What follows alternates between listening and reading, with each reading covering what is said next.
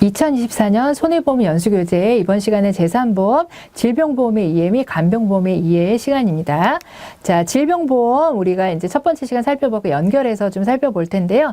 자, 앞서서는 이제 질병보험에서 보상하는 정액보상 상품들 살펴봤고 실손보상 좀 살펴보다가 이제 기본 실손의료병까지 했고요. 이제 노후 실손하고 유병력자 실손입니다. 이 부분도 여러분들 상해보험에서 우리가 한번 다 살펴봤던 내용이에요. 그래서 복습한다고 생각해 주시면 될 것 같아요. 그래서 노후 실손은 이제 65세 이상 분들도 가입할 수 있는 게 노후 실손이었고요. 유병력자도 가입할 수 있는 상품은 유병력자 실손의료보험이 되겠습니다. 그래서 일반과 노후와 유병력자를 이제 비교해 놓은 표가 있습니다. 그래서 일반은 기본형과 특약 3개, 비급여 특약 3개로 구성이 되어 있고요. 노후는 의료비와 특약 2개로 구성이 되어 있고 유병력자는 기본형만 있습니다. 자, 그리고 보험료 변경 주기는 3개 다 1년마다 갱신이고요. 상품의 구조는 일반은 5년마다 재가입하는 구조고 노후와 실손, 유병력자는 이제 3년마다 재가입하는 구조다라고 보시면 되겠습니다. 자, 그 다음으로는 이제 입원 의료비 같은 경우는요, 일반과 노후는 20%, 30% 자기부담금이 있지만 유병력자는 뭐 급여, 비급여 상관없이 무조건 30%가 자기부담금이었죠. 자, 그리고 보장한다고 내려오셔가지고, 일반과 유병력자는 5천만 원까지이지만 노후는 1억 원까지 된다라는 부분 기억해 주시면 됩니다. 자, 통원으로 넘어와서는요, 우리가 유병력자 같은 경우는 외래만 되고요. 처방조제비는 보상하지 않습니다. 그래서 이 부분 기억을 해주시면 되겠죠. 자, 그 다음에 노후와 유병력자 실손의료보험에서 가입심사 항목에서 차이가 나는 부분이 있었죠. 그래서 유병력자분들은 아무래도 질병이 있는 분들이 인수가 되는 거기 때문에 최근 3개월간 약물 복용하고 있는 여부 있잖아요. 요거는 묻지 않습니다. 유병력자는 묻지 않아요. 그리고 최근 1년간 추가 검사를 받았는 여부도 유병력자는 묻지 않는다는 점 기억해 두시면 되겠습니다. 자, 그리고 보험금 지급, 질병보험도요, 3영업일 이내에 청구가 있으면 지급을 해야 되고요. 계약자의 요청이 있으면 지급이 지연될 때는 추정하는 보험금이 얼마까지요? 50% 상당액까지 우리가 보험금을 미리 가지급 보험금으로 지급할 수 있습니다. 자, 그리고 보험금 지급이 지연됐을 때는요, 보험계약 대출이자를 지연이자로 지급을 해야 된다라고 볼 수 있습니다. 자, 그리고 이제 질병보험의 기타 상품들 살펴볼 텐데 첫 번째는 암보험입니다. 아주 유명한 상품이죠. 그래서 암의 진단의 확정이라는 부분들 여러분들 요거는 읽어보시면 되겠고요. 자, 암보험의 금액의 종류 살펴보도록 하겠습니다. 암보험금은 보통 이제 정액보상이 대부분의 상품이고요. 암 진단 급여금은 이제 암으로 진단됐을 때 보통은 최초 1회한 이런 형태로 해서 암 진단금 지급합니다. 그리고 암 입원 급여금은 이제 암으로 입원했을 때 입원 일당을 지급하는 거죠. 자, 그 다음에 이제 암 수술 같은 경우는 이제 암 수술을 했을 때 정액으로 나가는 부분이고 암으로 사망했을 때 암 사망 보험금 지급하는 겁니다. 그래서 여기서 여러분들께서 보셔야 될 거는 요거 암 사망이에요. 암 사망. 저희가 질병 사망 같은 경우에는요, 질병 사망 보험금은 2가지 케이스에 지급해요. 질병으로 사망하게 되면 당연히 지급하겠죠. 질병 사망 보험금. 거기다 플러스 질병으로요, 80% 이상 후유장애를 입잖아요. 그러면 그거는 질병 사망으로 봅니다. 그래서 질병 사망에도 지급하지만 질병으로 80% 이상 후유장애를 입어도 이건 질병으로 봐요. 그렇기 때문에 암 사망에서도요, 여러분들 암을 직접적인 원인으로 사망하거나 또 어떨 때 지급이 될까요? 80% 이상의 장애 상태가 되었을 때 우리가 암 사망 보험금이 지급될 수가 있는 거죠. 근데 80%를 이렇게 50%라든지 이렇게 나오면은 틀렸다라고 볼 수가 있겠습니다. 자, 그 다음에 이제 치명적 질병 보험이라고 하는 저희가 CI 보험이라고 하는 부분입니다. CI 보험은 크리티컬 이니스 이거 자체가 영어를 하면 번역하면 치명적 질병이에요. 그래서 치명적 질병이라고 하면은 암이나 뇌졸중이나 급성 심근경색 같은 이제 치명적 질병들이 고액의 치료비가 필요하기 때문에 미리 이제 보험금을 땡겨 드리는 겁니다. 그래서 치명적 질병 집중적으로 보장할 수 있도록 만든 상품이라고 보시면 되겠고, 치명적 질병을 다른 말로는 중대한이라고 그래요. 중대한. 그래서 중대한 자가 들어가는 것들은 다 이제 된다. 여기 우리 교재에서는 물론 이제 되고 안 되고가 있지만 중대한 자가 들어가는 거는 시험에선 다 치명적 질병에 해당이 됩니다. 그래서 중대한 질병의 진단, 중대한 질병의 수술, 중대한 화상, 중대한 부식 이런 것도 다 이제 CI 보험에 해당이 돼요. 근데 중대한 하상은 보상하지 않는다 그러면 틀려요.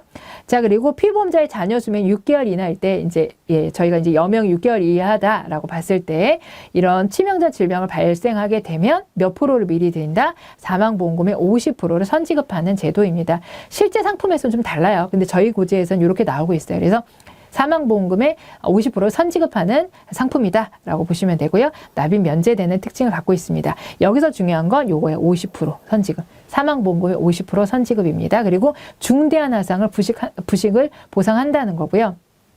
암, 뇌졸중, 급성심근경색, 고액의 치료비가 드는 치명적 질병을 집중적으로 보상하는 상품을 뭐라고 하느냐? 이 문제가 가장 많이 나와요. 그러면 정답은 CI 보험이죠.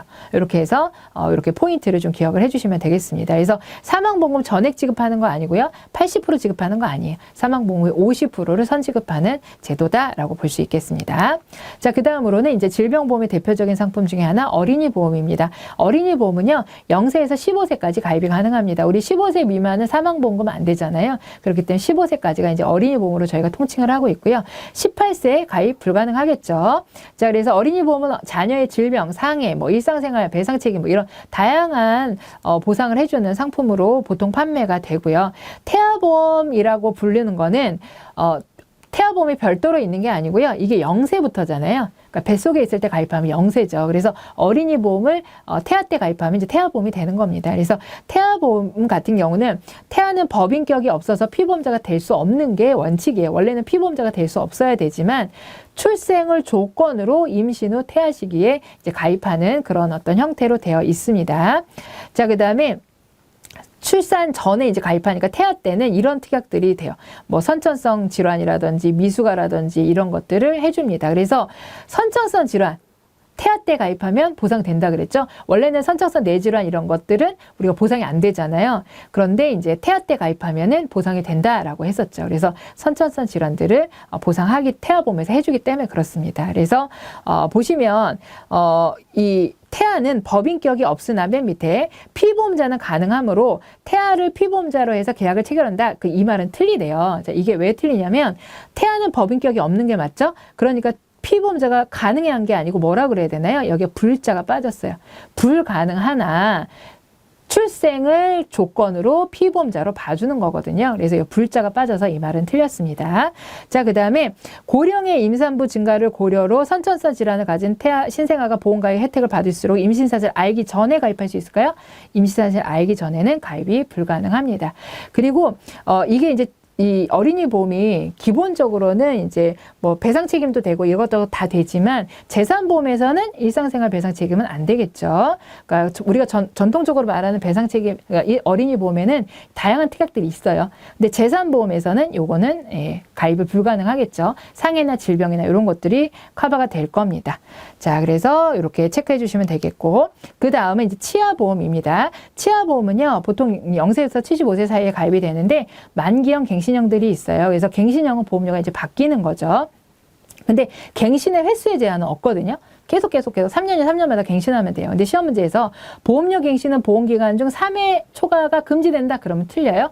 갱신 횟수의 제한이나 이런 것들은 없습니다. 그리고 뭐 충치, 잇몸 질환, 보철, 보존 치료 이런 것들 다 보상이 되고요. 근데 이제 일부 보철 치료나 이런 거에 있어서 이제 면책 기간이나 감액 기간을 좀 두고 있어요. 가입하자마자 바로 치료하는 그런 케이스들이 생길 수 있기 때문에 그래서 면책 기간이나 감액 기간을 운영하는데 감액 기간을 운영하나 면책 기간을 운영할 수 없다 그러면 틀립니다. 둘 다 운영할 수 있다라고 보시면 되겠습니다. 자, 그리고 보철 치료라고 하는 거에는요. 틀니나 브릿지나 임플란트 같은 게 들어가요. 그런데 보철 치료에는 틀니와 크라운이 있다 그럼 틀립니다. 보철 치료 크라운은 어디에 들어가요? 보존 치료에 들어갑니다. 그래서 이런 경우로 우리가 이제 치아보험은 체크할 수가 있겠습니다. 이렇게 해서 이제 질병보험 끝났고요. 이제 마지막으로 간병보험 쪽으로 넘어가 보도록 하겠습니다. 간병보험은 보통 저희가 50번 문제로 나오는데 답이 장기 간병보험이 답인 경우가 되게 많아요. 그러니까 피보험자가 장기간의 질병으로 간병이 필요한 상태에 보상하는 보험을 뭐라고 하느냐 뭐 이런 식으로 잘 나옵니다. 그러면 이제 간병보험이 답이고요. 간병보험의 의의부터 살펴보도록 할게요. 활동불능 또는 인식불능 등 타인의 간병을 필요로 하는 상태에 및 이로 인한 치료 등을 위험을 보장하는 보험이라고 되어 있고요. 활동불능은 인지적인 기능의 장애는 없는데 몸이 뭐 뭐 마비가 오셨다든지 이런 게 이제 활동불능이고요. 그다음 인식불능은 몸은 괜찮으신데 이제 인지기능에 장애가 온 상태, 치매 같은 걸 저희가 인식불능이라고 합니다. 그래서 장애나 치매 상태로 진단이 확정이 되면 간병 비용을 일시금이나 연금의 형태로 지급할 수 있어요. 근데 뭐 일시금으로만 지급해야 된다, 연금으로 지급해야 된다, 그러면 틀리다라고 보시면 되겠고요. 자, 미국에서는 롱텀 케어, LTC라고 부르고요. 일본에서는 개호보험이라고도 부릅니다. 그래서 이 같은 말이라고 보시면 돼요. 장기 간병보험하고. 그래서 우리나라에서는 장기 간병보험 이렇게 명칭을 부르고 있습니다. 그래서 장기 간병보험에서는요. 자, 전신 마비로 인한 부분들, 정신질환, 전신화상 이렇게 나와 있는데 교통사고로 시력과 청력을 잃은 경우 여러분들 교통사고로 시력과 청력을 잃은 경우는 어디서 보상이 될까요? 이거는 상해보험에서 보상이 되겠죠. 전신화상은요. 이것도 상해보험에서 보상이 될 거고요. 정신질환은 보상하지 않는 손해에 해당이 됩니다. 그리고 전신마비 같은 경우는 이게 이제 상해로 인해서 뭐 그랬다 그러면 상해보험에서 나갈 거고요. 그래서 이런 저희가 이제 요거는 활동 불능 상태 요런 걸로 좀 보시면 될 것 같아요. 그래서 요거는 문제가 앞에 어떻게 나오냐에 따라서 요거는 조금 되냐 안 되냐가 좀 달라질 것 같아요. 근데 어쨌든 정신질환은 질병 쪽에서 보상하지 않는 손해에 해당이 되고 전신화상은 간병보험이 아니라 상해보험에서 보상되는 항목이라고 보시면 되겠고 교통사고 같은 경우도 이제 간병보험이 아니라 이제 상해보험 쪽에서 보상되는 부분이다라고 보시면 될 것 같습니다.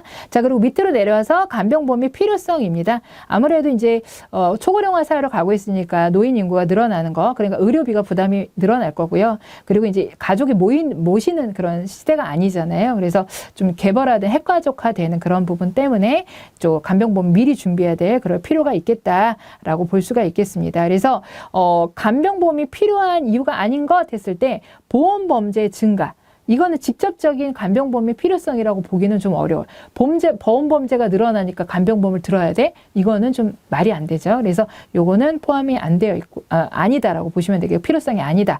자, 그 다음에 의료 서비스의 선진화. 여러분, 의료 서비스가 좋으면 간병보험이 필요할까요? 필요하지 않겠죠. 이런 것들이 잘 돼 있으면. 근데 이런 게 잘 안 되어 있으니까 간병보험이 필요한 거다라고 볼 수가 있겠습니다. 자, 그 다음으로는 이제 간병보험의 보험금 종류 및 지급 사유입니다. 첫 번째는 장기요양급여금. 이거는 뭘까요? 활동불능 상태일 때. 그러니까 내가 인지기능에 장애는 없지만 몸에 어떤 제대로 사용할 수 없는 그런 상태가 되었을 때입니다. 그래서 장기요양급여금은요, 국민건강보험공단에서 이제 장애 등급이나 장기요양 등급을 이제 판정을 하게 되는데요. 그 판정에 따라서 이제 보상을 하는 겁니다. 그래서 보통은 이제 1급에서 4급 정도까지만 보상이 됩니다. 장기요양 등급이 아마 6등급까지인가 이렇게 있을 거예요. 그런데 우리는 보통 이제 4등급 정도까지만 보상이 되는 것이죠. 이것도 마찬가지로 일시금 또는 연금 형태로 지급이 된다라고 볼 수가 있습니다. 그래서 장기 요양 등급을 판정하는 기관이 어디냐? 그러면은 국민보험건강공단이라고 우리가 답을 해줄 수가 있겠고요. 자, 실제 문제에 나오는 거 보면 장기 간병보험의 보험금 지급은 장기 요양급여금과 치매 간병비다 그랬는데 이거는 맞는 얘기가 되는 거죠. 장기요양급여금, 그 다음에 치매간병비 좀 이따 볼 거거든요. 그 인지기능의 상태에 장애가 왔을 때는 치매간병비가 나가거든요. 그러니까 요거는 맞는 이야기가 되겠습니다. 그런데 뭐 질병입원급여금을 지급한다, 수술급여금을 지급한다, 상해급여금을 지급한다, 그럼 요거는 틀린 거죠. 이거는 간병보험에서 나가는 게 아니라 질병 수술이나 입원은 질병보험에서 나갈 거고요. 상해 수술급여금은 수술보험금에서 나가겠죠. 요런 형태로 이제 나올 수 있습니다.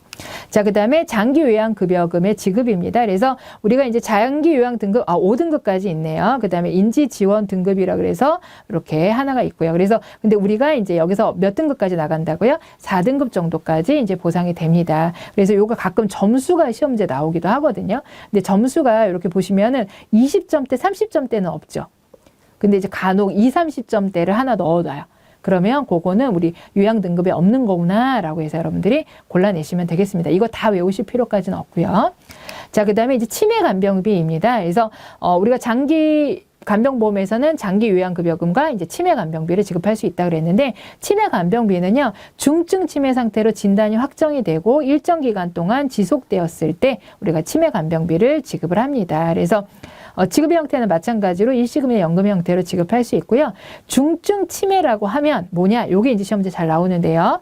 약관에서 정한 치매로 진단이 확정이 되고 이로 인해서 무슨 장애가 와야 돼요? 인지 기능의 장애가 와야 됩니다. 이걸 우리는 중증 치매라고 합니다. 자, 그다음에 나머지 부분들은 여러분들 읽어주시면 돼요. 그래서 요거 중증 치매 진단이 확정되고 인지기능 요렇게 네모 쳐놔요. 요 안에 들어갈 말을 골라라 이렇게 나올 수 있기 때문에 그 부분 여러분들 체크해 주시면 돼요. 자, 그 다음에 이제 보험금 대리인 청구 지정 제도입니다. 그래서 보험금 대리인 청구 지정 제도 같은 경우는 아무래도 치매나 이런 부분에 있어서 본인이 가입한 보험도 막 잊어버리시는 경우들이 있잖아요. 그래서 제대로 못 찾아가실 수 있기 때문에 스스로 보험금 청구 어려운 상황을 대비해서 미리 대리 청구인을 보험 가입 초기 또는 유지 중에 미리 지정하는 제도입니다. 그렇지만 치매가 발생한 이후에는 지정할 수 없어요. 초기나 유지 중에만 가능합니다. 그래서 우리가 대리 청구인 시기 지정하는 시기는 청약을 할 때도 가능하지만 유지 중에도 가능해요. 그렇기 때문에 청약할 때만 가능하다 그러면 틀립니다. 유지 중에도 가능한 거고요. 자, 그리고 지정 방법은요. 본인을 위한 계약의 해당 보험사에 연락하여 대리 청구인을 지정을 하게 됩니다. 그래서 계약 치매 진단 후에 지정할 수 있다 그러면 그거는 틀리다라고 보시면 되겠고요. 자, 그리고 이제 보상하지 않는 손해 보겠습니다. 고의로 자신을 해치면 당연히 보상하지 않습니다. 그렇지만 심신 상실 상태에서 해쳤다 그 경우에는 보상이 가능해요. 근데 보상하지 않는다 그러면 틀리고요. 수익자가 고의로 해치면 안 되겠죠. 계약자가 고의로 해쳐도 안 되고요. 임신 출산은 우리가 전체적으로 보상하지 않는 손해에 해당됩니다. 전쟁, 외국의 무력 행사 보상하지 않고요. 알코올 중독 될까요? 안 됩니다. 습관성 약물 복용 될까요? 안 됩니다. 정신과 질환 뭐 이런 거 안 되고요. 환각제 복용 안 됩니다. 그리고 신체 보조 장구에 입은 손해 보상하지 않습니다. 자, 이상으로 해서요. 간병보험의 이해까지 마치도록 하겠습니다. 감사합니다.